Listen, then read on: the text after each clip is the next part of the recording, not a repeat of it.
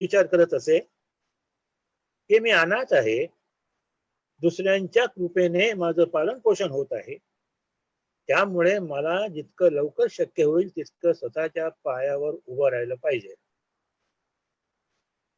आणि ती भावना त्यांच्या मनात इतकी पक्की होती की 8व्या-9व्या वर्षी त्याने शेळ्या मेंढ्या पालनाचा व्यवसाय सुरू नाही केला, परंतु तिथे नोकरी सुरू केली. आणि 17व्या-18व्या वर्षी म्हणजे तारुण्याच्या उंबरठ्यावर असल्यानंतर मक्केतील एक श्रीमंत विधवा बाई हजरत खतीजा त्यांचा मोठा व्यापार होता आणि त्यांना आपल्या या व्यापारात मदतनीस म्हणून कोणीतरी प्रामाणिक आणि हार्ड वर्किंग अशी व्यक्ती हवी होती. ते काम मोहम्मद अब्दुल्ला किंवा ज्यांना आपण मोहम्मद पैगंबर म्हणतो त्यांना ते मिळालं. त्यांच्या संपूर्णपणे पुढच्या काळातील जीवनामध्ये या नोकरीचा अतिशय महत्वपूर्ण असा भाग आहे. त्या काळात अरबस्थानामधून जे काफिले व्यापाराच्या निमित्ताने जात येत असत त्यांचा कालावधी बराच असायचा आणि प्रामुख्याने हा व्यापार खाली येमेन पासून तर पुढे चीन पर्यंत होत असे. आणि मक्का हे शहर या व्यापाराच्या मार्गावर अतिशय महत्वाच्या ठिकाणी होतं, म्हणून बरेचसे हे व्यापारी तिथे काही काळ विश्रांतीही घेत असत, त्यांचे काफिले तिथे थांबत असत आणि मग पुढच्या प्रवासाला तिथून सुरुवात होत असे. आणि तिथून मग पैगंबरही हजरत खतीजांच्या काफिल्याबरोबर त्याबरोबर जात असत. या प्रवासामध्ये त्यांच्या कार्याची प्रमुख प्रेरणा असल्याचं आपल्याला जाणवतं. काय ती प्रेरणा होती? एकीकडे तिकडचा टोळी वजा समाज अनेक टोळ्यामध्ये विभागलेला, सतत संघर्षांच्या अवस्थेत असलेला आणि मूर्तीपूजक होता.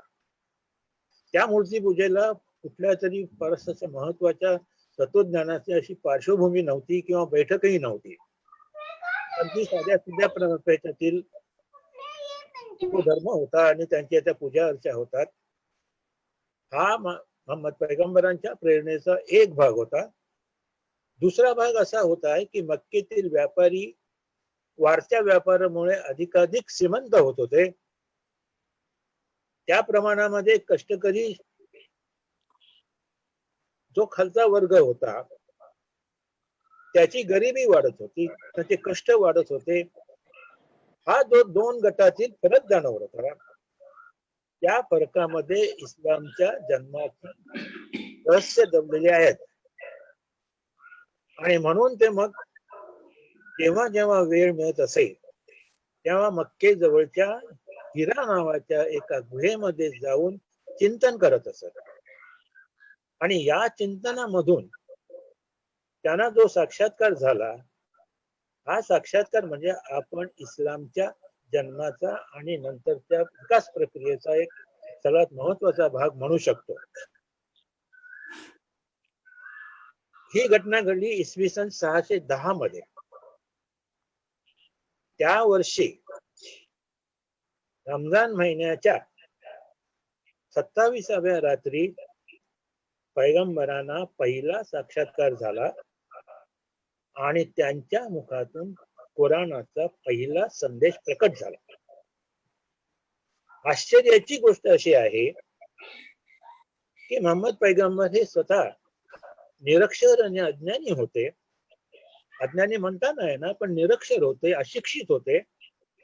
पण त्यांच्या मुखातून जो पहिला संदेश बाहेर आला किंवा प्रकट झाला तो मात्र ज्ञानाचा आणि ज्ञानाची साधना करण्याचा होता. हा सगळा भाग कुराणाच्या 96व्या अध्यायात आलेला आहे. आणि त्यांना जो साक्षात्कार झाला त्यामधून त्यांनी ज्ञानाची साधना करा आणि मिळालेलं ज्ञान त्याचा प्रसार सर्वत्र करा असा त्या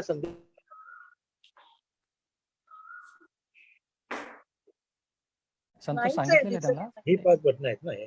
काहीतरी अडचण हा आहे. स्टॉप स्टॉप आपलं व्हिडिओ झालं. याच्यावर झालं आलं हा, आता झालं. आले आता सर बोला तुम्ही. हा, सर, आता- हा बोला सर. आता व्हिडिओ पण दिसतोय. हा. तर रमजान महिन्याच्या 27व्या रात्री मोहम्मद पैगंबरांना पहिला साक्षात्कार झाला आणि तो क्षण इस्लामच्या जन्माचा मानला जातो. हा पहिला संदेश आहे याच्याविषयी कुणालाही कसलीही शंका नाही. तो सर्वांनी मान्य केलेला असा भाग आहे. त्यामुळे जगात सगळीकडे असलेले मुसलमान त्याच क्षणाला इस्लामच्या जन्माचा क्षण मानतात. तिथून त्यांनी सुरुवात केली. त्यांच्या या नव्या धर्माच्या संदेशाच्या दृष्टीने जर आपण विचार करू लागलो तर त्यांच्या जीवित कार्याचे 2 भाग स्पष्टपणे आपल्याला दिसतात. त्यातला एक भाग म्हणजे इस्लामचा आध्यात्मिक भाग आणि दुसरा म्हणजे त्यांनी जी समग्र क्रांती घडवली तो भाग. या क्रांतीत पण आपल्याला 2 उपविभाग दिसतात.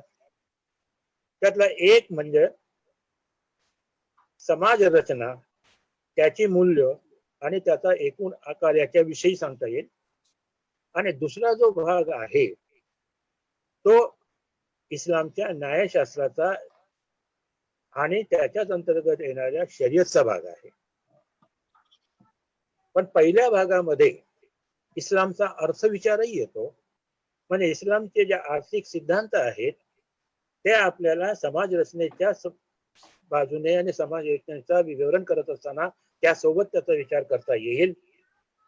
आणि शर्यतच्या बाबतीत स्वतंत्रपणे वेगळा विचार आपल्याला करता येऊ शकतो. तर गरिबांचे कल्याण हा त्यांच्या या कामाचा पहिला अगदी स्टार्टिंग पॉइंट किंवा उद्गम बिंदू होता. आणि म्हणून तुम्ही जेव्हा इस्लामच्या प्रत्येक गोष्टीकडे पाहाल तेव्हा हे लक्षात येईल की प्रत्येक वेळी पैगंबरांनी ह्याचं भान ठेवलेलं आहे. त्यापासून ते कधीही दूर गेलेले नाहीयेत. आता आपल्याकडे चर्चा चालू आहे, बकरी ईदीची चर्चा चालू आहे. बकरी ईदीच्या मध्ये कुर्बानी करतात, पण यामध्ये सुद्धा सामान्य सर तुमचा माणसाचा किंवा गरिबांचा सर प्लीज तुमचा हा? हात ना कॅमेऱ्या समोर येतोय त्यामुळे चेहरा दिसत नाही. तुमचा हात ओके. चेहरा कॅमेऱ्या समोर ओके. येतोय सारखा. Please. Okay okay okay sorry. हा, तर बकरी ईदीच्या ह्याच्यात सुद्धा आपल्याला त्यांच्या मानवतावादी दृष्टिकोनाचा आणि गरिबांच्या विषयी काहीतरी केलं पाहिजे या स्पष्टपणे दर्शन घडतं. तो भाग असा आहे की कुर्बानी ज्या प्राण्याची करायची असते किंवा केली जाते त्याचे 3 भाग केले जातात. एक, जी व्यक्ती कुर्बानी करते त्या व्यक्तीला आणि त्याच्या कुटुंबाकरता एक भाग. दुसरा भाग असतो तो नातेवाईक आणि मित्रमंडळींच्यासाठी असतो. आणि तिसरा जो असतो तो गोरगरिबांच्यासाठी असतो. त्यामागचाच असं आहे की तुम्ही जेव्हा काही आनंद साजरा करीत असाल तर तुमच्या आनंदात ज्यांना काही स्वतःहून निर्माण करता येत नाही त्यांनाही सहभागी करून घ्या. आणि ही गरिबांच्या विषयीची अनुकंपा त्यांच्या आत्मसन्मानाला धक्का न लावताना त्याची केली पाहिजे असाही उल्लेख कुराणाच्या काही श्लोकामध्ये आपल्याला आढळतो. तेव्हा ह्या 2 गोष्टींचा आपण स्वतंत्रपणे विचार करू. आता पैगंबरांच्या जीवित कार्याचा जो काळ आहे तो 7व्या शतका म्हणजे 610 ईस्वी पासून 632 पर्यंत, ज्यावेळेस त्यांचं निधन झालं. या 22 वर्षाच्या कालखंडात त्यांनी संपूर्ण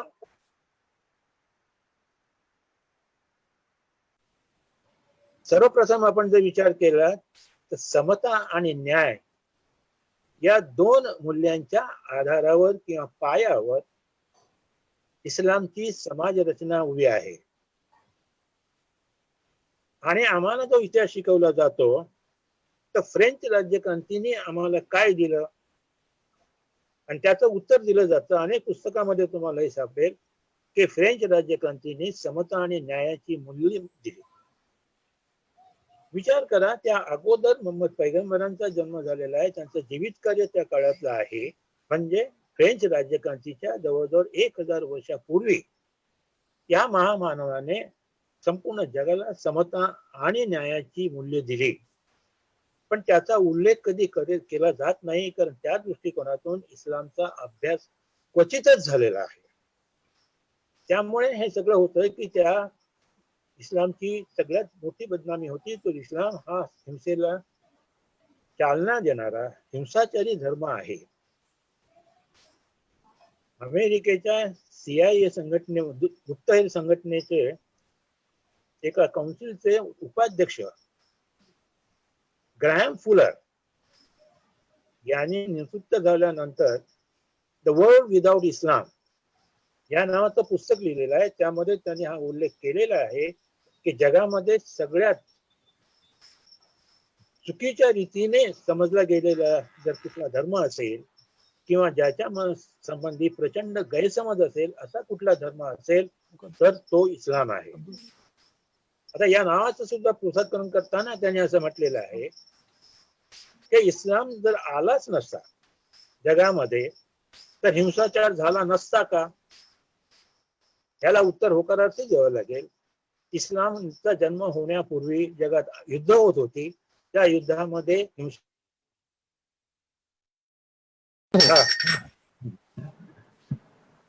त्यांनी मोहम्मद पैगंबरांना असं एक ऑफर दिलं होतं की तुम्ही स्वतंत्र असा वेगळा धर्म न सुरू करता ख्रिश्चॅनिटीचा एक भाग म्हणून तुम्ही स्वीकारा. त्या बाबतीत आम्ही तुमच्याशी पूर्ण सहकार्य करू. परंतु मोहम्मद पैगंबराने हा प्रस्ताव स्वीकारला नाही आणि तिथूनच ख्रिश्चॅनिटी आणि इस्लाम यांच्या संघर्षाचं बीजारोपण झालं. या ठिणगीची काही वर्षातच वणवा झाला आणि तो वणवा इतिहासामध्ये प्रसिद्ध आहे. तो युद्धांच्याच नावाने प्रसिद्ध आहे. ती जी युद्ध परंपरा तिथे सुरू झाली ते नंतरच्या काळात पुढे चालू झाली. परंतु त्याचं उद्गम बिंदू ख्रिश्चन धर्माची इस्लामच्या विषयीची असलेली अनास्था म्हणा किंवा एक प्रकारचा राग असा म्हणा, पण तिथून ते सुरुवात झाली. पण त्याचं काही केलं नाही. पैगंबरांनी आपला मार्ग स्वतःहून जसा स्वीकारला होता तोच ते करायला लागले आणि त्यातून ज्या काही जी क्रांती झाली त्या क्रांतीचा पहिला जो उद्देश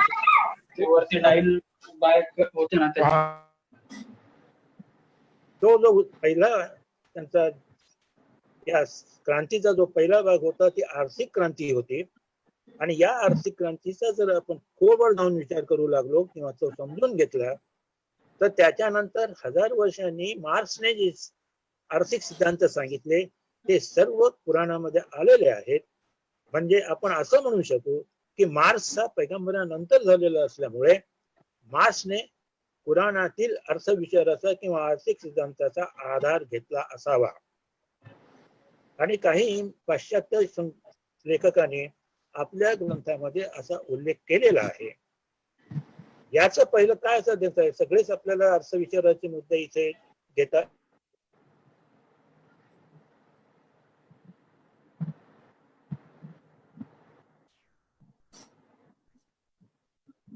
सर असं आहे की गरिबांच्या कल्याणासाठी श्रीमंताने त्याग केला पाहिजे.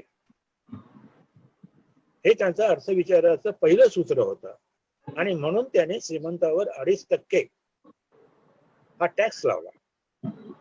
प्रत्येक कमवत्या व्यक्तीने 2.5% एक आपण सांगू शकतो की एक इन्कम टॅक्सचा सरकार टॅक्स दिला, त्याला जकात म्हटली जाते. या जकातीच्या बाबतीतले जे उल्लेख पुराणात आलेले आहेत त्यामध्ये सगळा तपशील आलेला आहे.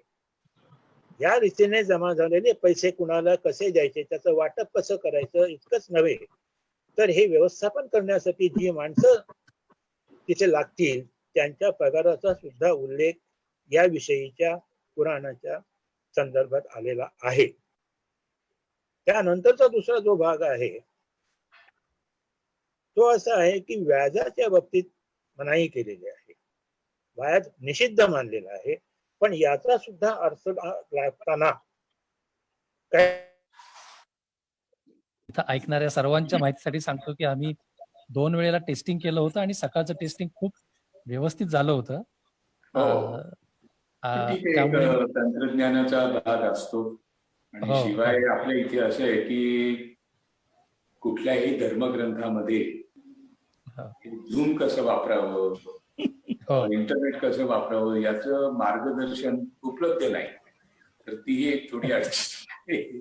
एनिवे, तर मुकादम सरांनी जी मांडणी केलेली आहे त्याच्यामध्ये धर्माच्या आध्यात्मिक भागापेक्षा धर्माचा जो सामाजिक आर्थिक क्रांतिकारक भाग आहे त्याच्यावरती जास्त फोकस केलेला आहे आणि माझ्या दृष्टीने ते फार महत्वाचं आहे.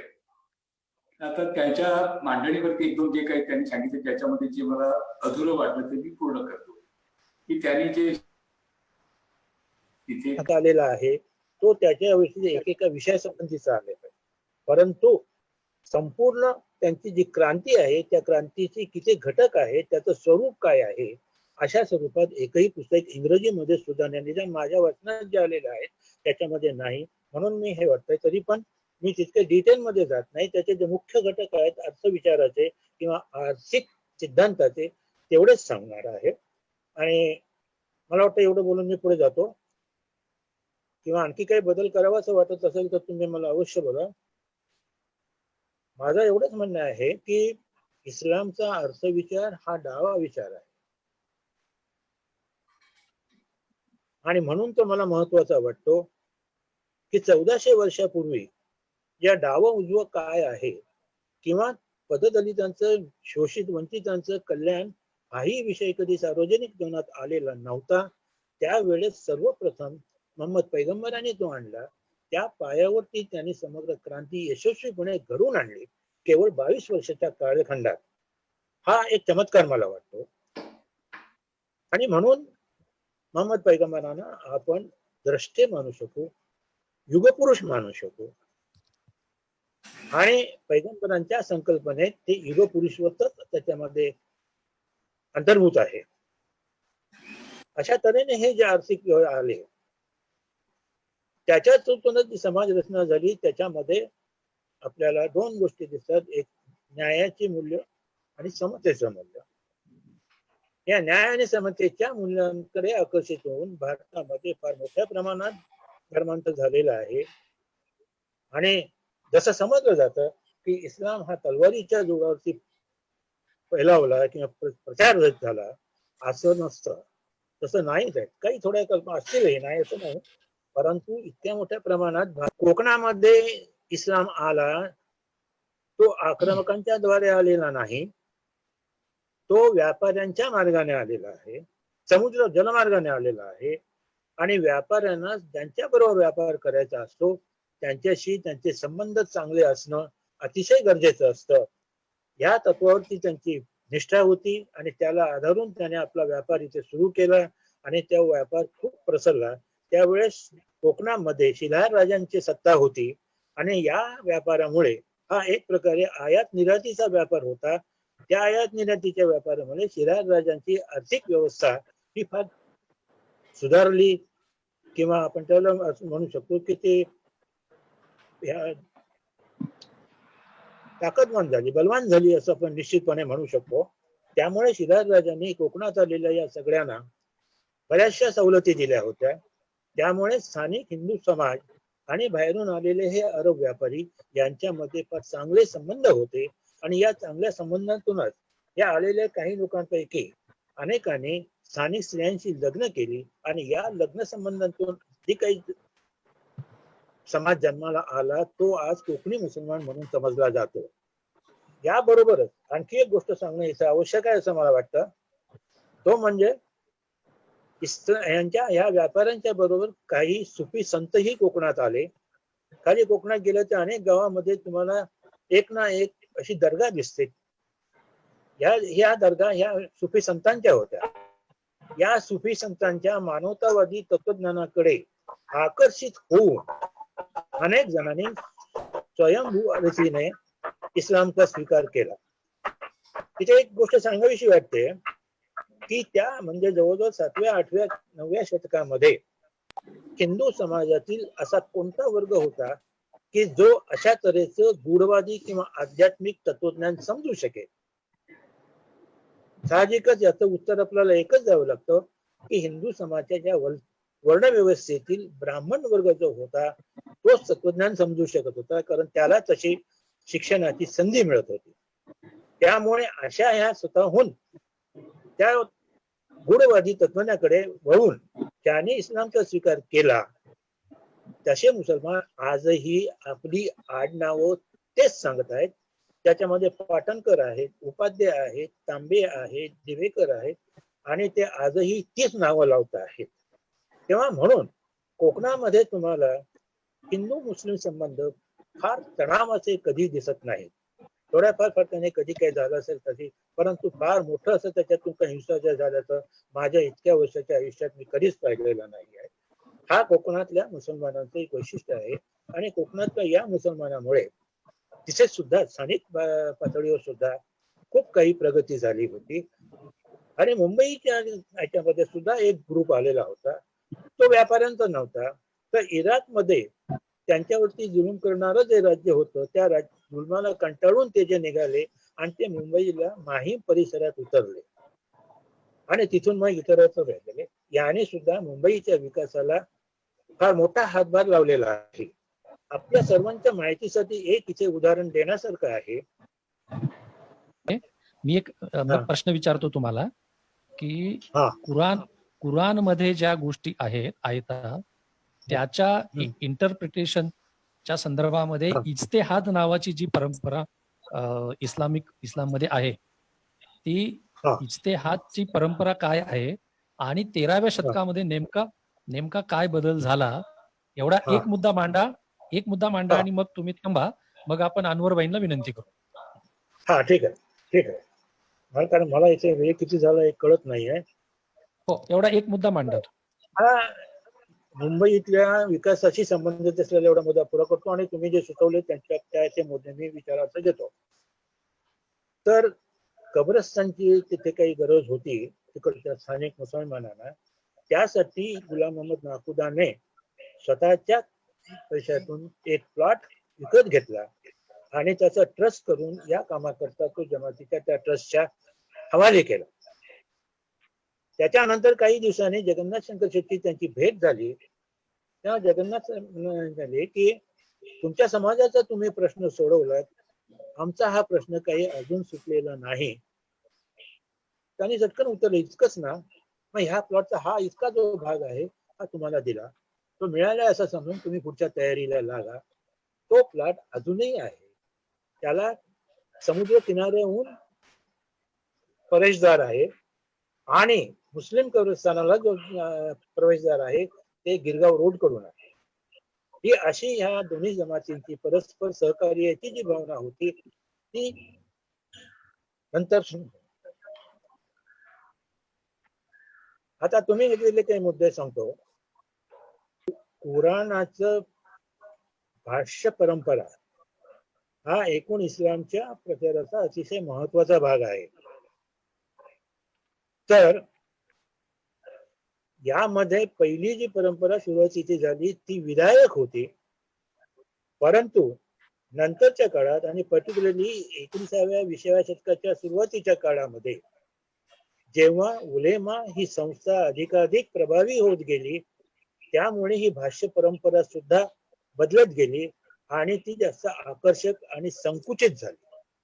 त्यामुळे मुसलमान हा तुम्हाला संकुचित वृत्तीचा किंवा विचारांचा वाटतो किंवा त्याची भूमिका मूलतः संकुचित असते.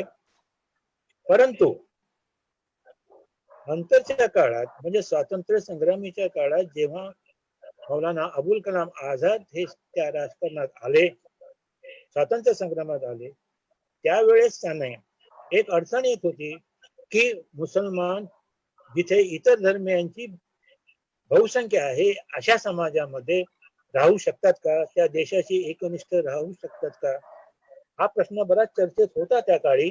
आणि त्याला उत्तर देण्याकरता त्यांनी कुराणाचं जे भाष्य लिहिलेलं आहे तर्जुमन अल कुराण, एक अतिशय सुंदर असं आहे की इस्लामचा एक उदात्त भव्योदात्त अर्थ अन्वयाने अर्थ त्याने उलगडून दाखवलेला आहे.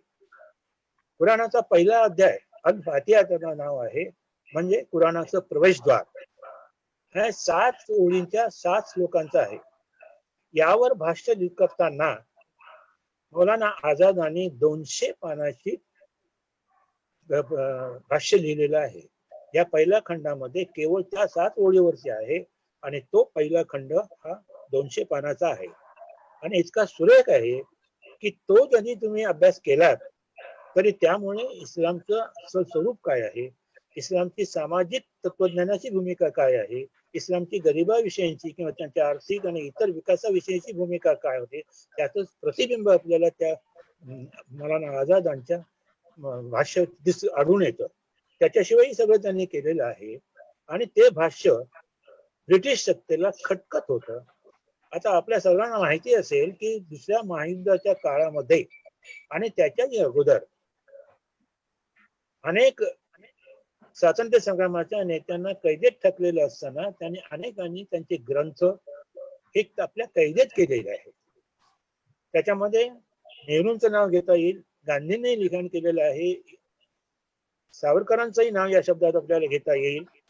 परंतु हे भाष्य कुराणाचं भाष्य मात्र मौलाना आझादांनी लिहिले, ते एकदा नाही दोनदा ब्रिटिशांनी नष्ट केलं. आता ज्यामध्ये केवळ धर्माची परंपरेविषयी काही लिहिले गेलेलं आहे, कुराणाचं भाष्य केलेलं आहे, त्याचा राजकारणाशी काही संबंध नसताना त्याच्या अशी हालत का व्हावी हा नेहमीच एक प्रश्न राहिलेला आहे. मला असं वाटतं की या कुराण भाष्यामुळे मुस्लिम समाजातला जो कडवट किंवा कठोरपणा होता किंवा आक्रमक सनातनीपणा होता तो नष्ट करायला या कुराण भाषेचं मदत होत होती. आणि म्हणून असं जर झाले तर हिंदू आणि मुस्लिम यामध्ये आपल्याला परस्पराविषयीचा द्वेष पसरवता येणार नाही. या जाणीवेने इंग्रजांनी त्याला दोनदा नष्ट करण्याचे प्रयत्न केले, परंतु शेवटी स्वातंत्र्य जवळ आलं आणि त्यांची तुरुंगातून सुटका झाली. त्यानंतर त्याने ते पूर्ण केलेलं आहे, ते आज उपलब्ध आहे. त्याचे 3 खंड इंग्रजीत भाषांतरित झालेले आहे, ते सर्वत्र उपलब्ध आहे. तर त्याच्यामध्ये तुम्हाला असं दिसेल की ईश्वराची जी कल्पना आहे त्याला अल्लाह म्हणतात, त्या अल्लाची कल्पना सुद्धा फार उदात्त आणि भव्य अशी आहे. आणि ज्याला आपण आक्रमक सनातनी म्हणतो त्यामध्ये या संकल्पनेचे जे स्पष्टीकरण दिलेलं आहे तो कसा आहे, अल्लाह कसा आहे, तर एखाद्या पोलीस ऑफिसर सारखा आहे, हातात दांडुकं घेऊन हे करा हे करू नका असं सांगणारा. यामध्ये काय दिसतं की उलेमांच्या आणि एकूणच धर्मपंडितांची जी परंपरा तिथे विकसित झाली ती अशी ही आक्रमक सनातनीपणाची होती. म्हणून आपल्याला जर कुठे पुरोगामी वृत्तीची जी मंडळी आहेत, पुरोगामी चळवळीत आहेत, त्याने मौलाना आझादांचं हे कुराण भाष्य अवश्य वाचावं असं मी या निमित्ताने तुमच्या समोर सांगतो. त्याच्यानंतरचा मुद्दा जो आहे ह्या म्हणजे 20व्या शतकाच्या सुरुवातीला ज्या काही विद्वान मंडळी निर्माण झाल्या त्यामध्ये मौलाना आझाद एक होते आणि डॉक्टर मोहम्मद इक्बाल हे त्यातलं दुसरं नाव आहे. खरा इस्लाम मी समजतो की या दोघांना समजलेला आहे. कुराणाचा कसा अर्थ लावायचा, मानवी प्रेमाचा आणि सद्भावनेचा संदेश कसा द्यायचा हा भाग तुम्हाला मौलाना आझादांच्या कुराण भाषेत आढळतो. त्याची दुसरी जर आपण बाजू म्हटली, ह्याच नाण्याची दुसरी बाजू म्हणून जर आपण विचार करू लागलो तर आपल्याला असं दिसतं की डॉक्टर मोहम्मद इक्बाल यांनी कुराणातील शरीयतचा भाग किंवा मुस्लिम कायद्याचा जो भाग आहे ज्याच्यावरती आज सुद्धा खूप मतभेद आहेत आणि संघर्ष होतच असतात, त्याविषयी खूप काही कार्य मोठं केलेलं आहे. 1925 ते 1930 या कालखंडामध्ये त्यांनी 6 व्याख्यानं दिली. ती व्याख्यानं आता पुस्तक रूपाने प्रसिद्ध आहेत. त्या व्याख्यानाचं जे पुस्तकाचं आहे त्याचंही नाव असं क्रांतिकारिक आहे, rethinking of religious thought in Islam. आता रिलिजियस थॉटची पुनर्मांडणी करणं किंवा पुनर्विचार करणं हा अर्थच किंवा ही भावनाच लोकांना पटण्यासारखी नव्हती. अशा काळी त्यांनी हे दिलं. पण शेवटी मौलाना आझाद आणि डॉक्टर इक्बाल यांचं दुर्दैव हे की उलेमानी आणि त्यांच्या धर्मपीठाने या दोघांनाही अप्रत्यक्षरित्या संपून टाकलेलं आहे. तरी सुद्धा इक्बालचं जर विचार करायचं झालं तर इक्बालनी एक अतिशय महत्वाचा मुद्दा जो काळाच्या पडद्यावर गेला होता आणि ज्याला ह्या उलेमाने नाव दिलंय की डोअर्स ऑफ इश्तिहाद हॅव बीन क्लोज्ड. जय सनातनी मंडळी आणि त्यांची जे काही धर्मपीठ आहेत ते ट्रिपल तलाकला सुद्धा विरोध करणारे आणि हा ईश्वरीय कायदा आहे याच्यात एक अक्षराचा सुद्धा आम्ही फरक करू देणार नाही अशी पराकुटीची भूमिका घेणारे ह्यांनी इश्तिहादचा सिद्धांत बंद करून पीडित का ठेवला हे आजपर्यंत त्यांना कोणीही विचारलं नाही. आणि हे विचारणं अतिशय आवश्यक आहे कारण या सिद्धांतातच इस्लामचा जो कायदा आहे सामाजिक, ज्याला आज आपण तो मुस्लिम व्यक्तिगत कायदा किंवा मोहम्मदन लॉ म्हणतो, तो कायदा कसा बदलायचा, त्याचे मार्ग कोणते, त्याची वैचारिक पार्श्वभूमी कोणती, अशा तऱ्हेचं सर्वेक्षण या इश्तिहादच्या सिद्धांतात आलेलं आहे.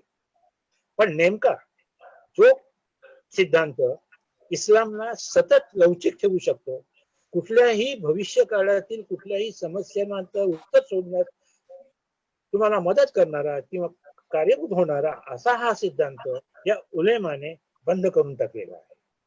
आणि हीच इस्लामची सगळ्यात मोठी शकंत आहे की मुळात पैगंबराने काय सांगितलं ते 13व्या 14व्या शतकापासून सगळं संपवून गेलं आणि मग इस्लामचा जो उग्र भाग झाला तो उग्र भाग आज सर्वत्र प्रचारित होतोय आणि ज्याच्यामुळे इस्लामच्या विषयी ज्या काही गैरसमज होत आहेत ते ह्या वेगळ्या तऱ्हेच्या कुराण भाष्य परंपरेमुळे झालेल्या आहेत. तेव्हा ह्या अशा ह्याच्यामध्ये पुरोगामी चळवळीने सुद्धा इस्लामकडे, इस्लामच्या इतिहासाकडे अतिशय बारकाईने लक्ष द्यायला पाहिजे होतं असं मला मनोमन वाटतं. कारण त्या सगळ्या गोष्टी आपण समजून घेतल्याशिवाय आपल्या पुरोगामी चळवळीची किंवा परिवर्तनवादी चळवळीची दिशा काय असावी, कार्यक्रम काय असावा हे कुणालाही कळणार नाही. दुर्दैवाने असं अजून झालेलं नाही. ज्या दिवशी इश्तिहादच्या सिद्धांताचा अभ्यास होईल, ज्या दिवशी मौलाना आझादांच्या कुराण भाषेचा अभ्यास होईल, तेव्हा मग आपल्याला असं म्हणता येईल की इस्लामचं अस्सल स्वरूप आता आपण समजून घ्यायला लागले आहोत. पण तो सुद्धा काही थोड्या वेळाचा कार्यक्रम नाही आहे, तो प्रदीर्घ काळाचा आहे. शेवटी ज्ञान साधना ही अशीच असते. आणि शेवटचं एक वाक्य बोलतो आणि मी थांबतो की पैगंबराने जो पहिला संदेश दिला तो ज्ञानसाधनेचा दिलेला आहे. म्हणजे आपण जी ज्ञानसाधना करणार आहोत ती एकदा एका अर्थी कुराणाच्या आदेशाप्रमाणे करणार आहोत, त्याचा आम्हाला अभिमान वाटतो असं आपल्याला म्हणायला पाहिजे. आणि ही ज्ञान परंपरा पहिल्या 500-600 वर्षापर्यंत अखंडपणे चालू होती. त्यातलीच एक परंपरा आपल्या भारतातही आली आणि भारतातली संस्कृत भाषा शिकून त्या संस्कृत भाषेतले अनेक ग्रंथ त्याने अरबी भाषेत भाषांतर केलेले आहेत. ग्रीक भाषेतलं सगळं ज्ञान भांडार या इस्लामी विचारवंतांनी आणि अनुवादकाने अरबीत भाषांतर केलं आणि अरबीतून ते पाश्चात्य राष्ट्रामध्ये गेलं. एवढंही श्रेय हे पाश्चात्य राष्ट्र इस्लामला आणि इस्लामच्या संस्थापकाला देत नाहीत. इथे मी थांबतो. यातून कोणाला काही प्रश्न विचारायचे असतील तर आपण त्या तिकडे थोडं लक्ष देऊ.